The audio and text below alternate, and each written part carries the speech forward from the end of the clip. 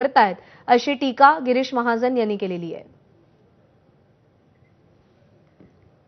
आज पुणे लोकसभेसाठी मतदान पार पडतंय। यावेळी पुणेकर मतदान करण्यासाठी सकाळपासून मतदान केंद्रावरती दाखल होत आहेत।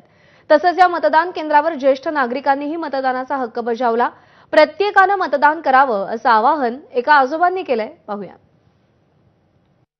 भालचंद्र विनायक जोशी, वय वर्ष 97, पुण्यातील शामराव कलमाडी महाविद्यालयातील मतदान केंद्रावरती आजोबांनी मतदान केलंय आणि मोठ्या उत्साहाने मतदान केलेलं बोर्ड दाखवत आहे।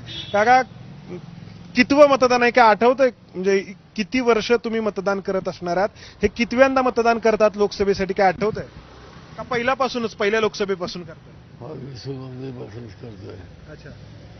कर्मचारी संघटनेचे पदाधिकारी बरेच लोक मतदानासाठी बाहेर पडायला टाळतात, थोडासा आळस दाखवतात, अशांना काय सांगाल?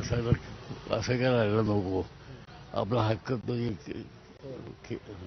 केला पाहिजे।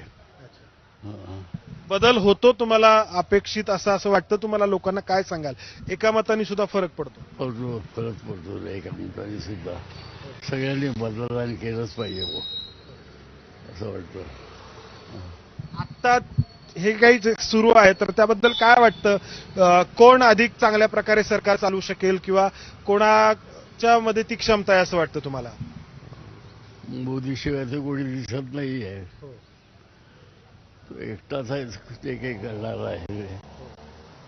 आणि राष्ट्रीय स्वयंसेवक संघाचे जे पाठबळ त्यांना ते फार चांगलं आहे।